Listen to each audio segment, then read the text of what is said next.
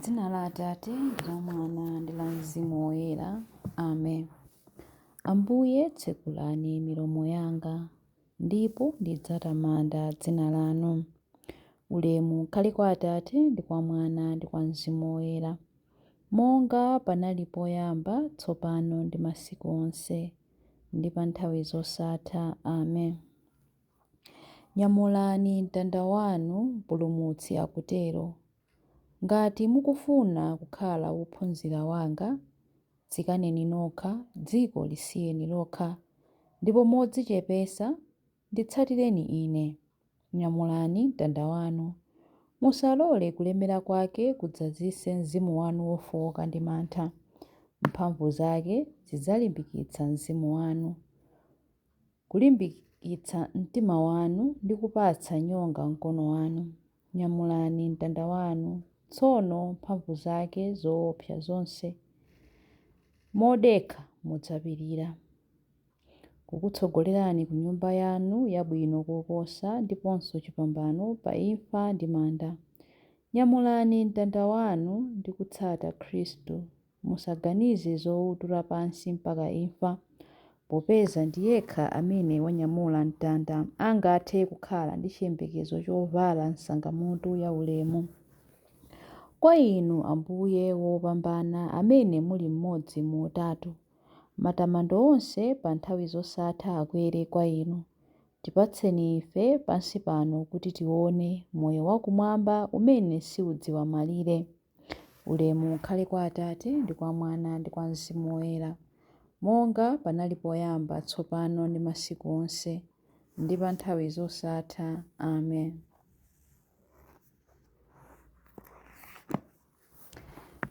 Chilimbi 1.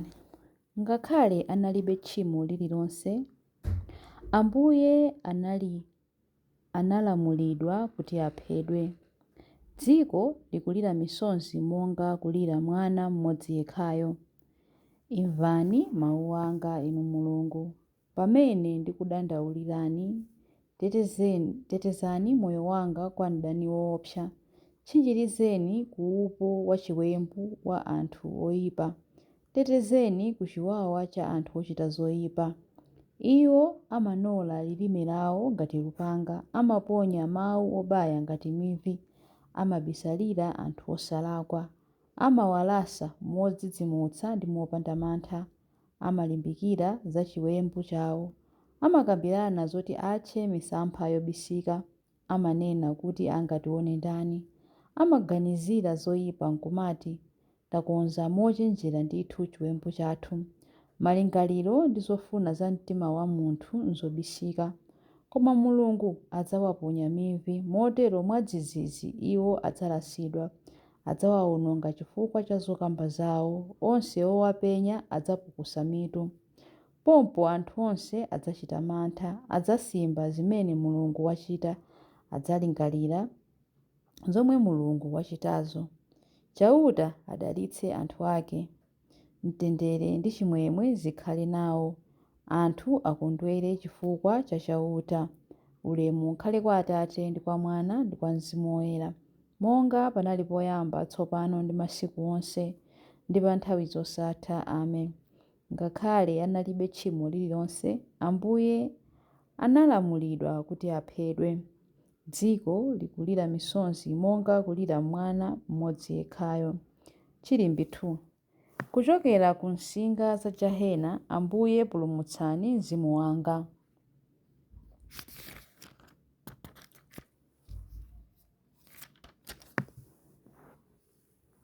Ndinkaganiza kuti ndizipita ku dziko la akufa, ndikadali mnyamata wabiriwiri, ndipo kuti ndidzakhala komweko mpaka.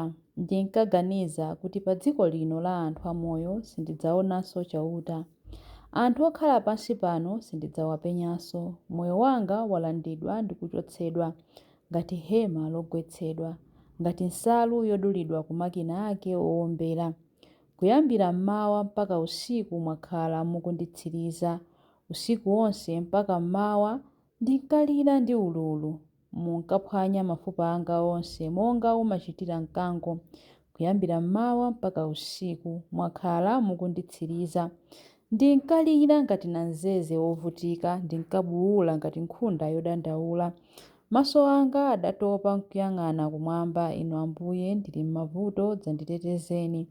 Chimene ndidamvera zowawa nkuti ndipeze bwino. Mwapulumutsa moyo wanga kumanda, mwataya machimo anga onse kumbuyo kwanu. Akumanda sangathe kukuyamikani, akufa sangathe kukutamandani, otsikira kumanda sangathe kukukhulupirirani. Amoyo okha ndiwo amakutamandani, monga mmene ndikuchitira ine tsopanomo. Atate amawuza ana awo za kukhulupirika kwanu. Chauta wandipulumutsa, ndipo tidzatamanda poyimba ndi azeze nyumba mwa Chauta pa moyo wathu wonse. Ulemu ukhale kwa Atate ndi kwa Mwana ndi kwa Mzimu Woyera, monga panali poyamba tsopano ndi masiku onse ndi pa nthawi zosatha. Amen.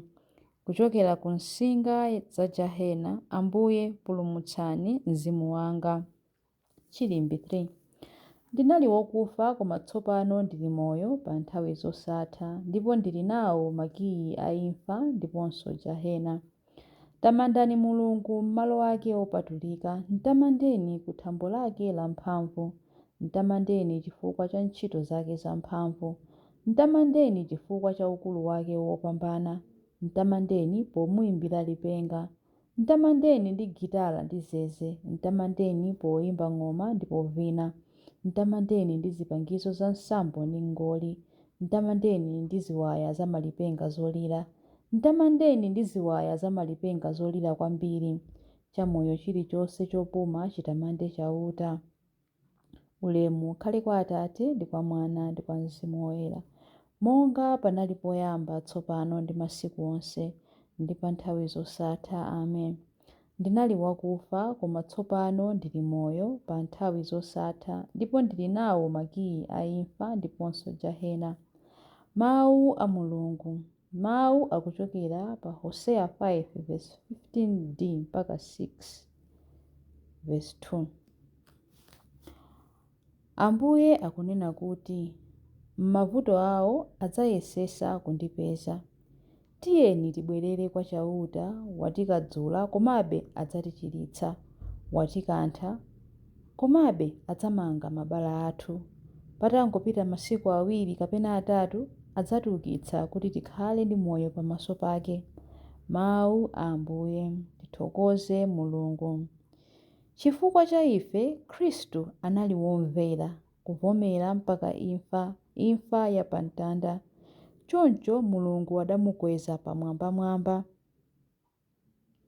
ndi kumpasa dzina loposa mayina ena onse. Chilimbi cha nyimbo ya Zakariya. Tipulumutseni Mpulumutsi wa dziko lonse, pa mtanda paja mudatiwombola ife pokhetsa mwazi wanu. Tikufuwula kwa inu kupempha thandizo lanu Mulungu. Adalitsike Ambuye Mulungu wa Israeli, wadzayendera anthu ake ndi kuwawombola. Watiukitsira ife Mpulumutsi wamphamvu, nyumba ya Davide mtumiki wake, monga adalonjezera ndi milomo ya anthu oyera, iwo amene adali aneneri pa nthawi yakale. Mpulumutsi amene adzatimasula ife kwa adani athu, kumanja onse amene amadana nafe.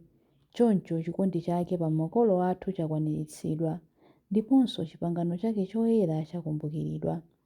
Adalumbira kwa Abrahamu atate athu kuti adzatilola ndi ufulu kumantha ndi kupulumutsidwa m'manja mwa adani athu, kuti tithe kumutumikira Iye nkuyera ndi mwachilungamo masiku onse a moyo wathu pamaso pake.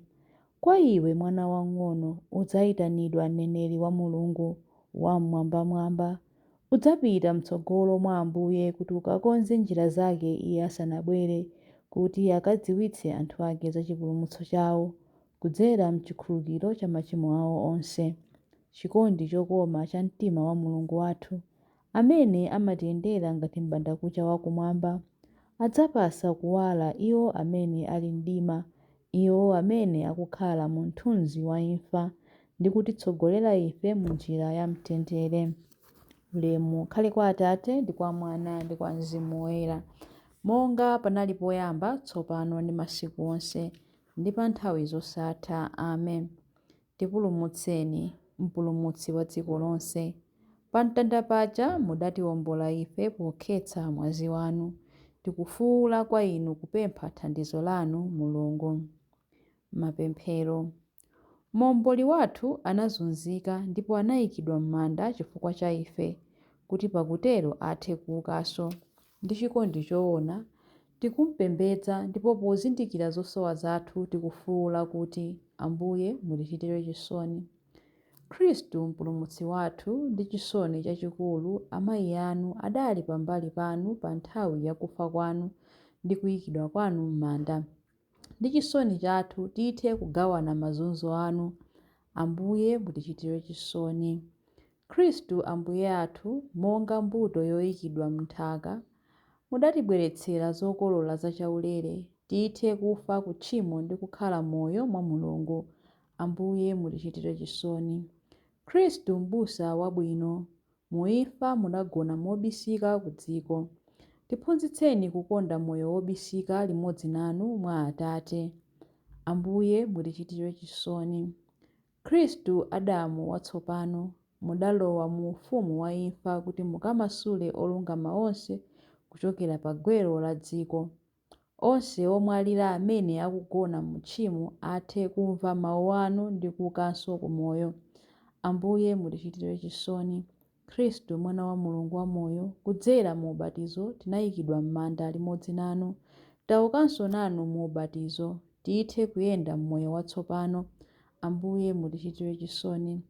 Ambuye mutichitire chisoni pamene tikupemphera kuti Atate athu muli kumwamba, dzina lanu liyeretsedwe, ufumu wanu udze, kufuna kwanu kuchitidwe, monga kumwamba choncho pansi pano. Mutipatse ife lero chakudya chathu cha lero.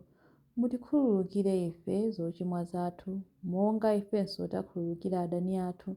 Musatisiye ife m'chinyengo, koma mutipulumutse ife kwa zoyipa. Amen. Tipemphere. Mulungu wamphamvu zonse, wamoyo pa nthawi zosatha, mwana wanu mmodzi yekha adatsikira kwa anthu akufa ndipo adaukanso mu ulemerero. Ndi kukoma mtima kwanu adzutseni anthu anu okhulupirira amene adayikidwa m'manda limodzi naye mu ubatizo, kuti akakhale naye m'moyo wosatha wakumwamba, komwe iye ali ndi moyo ndi ufumu limodzi nanu ndi Mzimu Woyera, Mulungu tsopano ndi pa nthawi zosatha. Amen. Ambuye atidalitse, atiteteze ife ku zoyipa zonse ndi kutifikitsa ku moyo wosatha. Amen. Dzina la Atate ndi la Mwana ndi la Mzimu Woyera. Amen.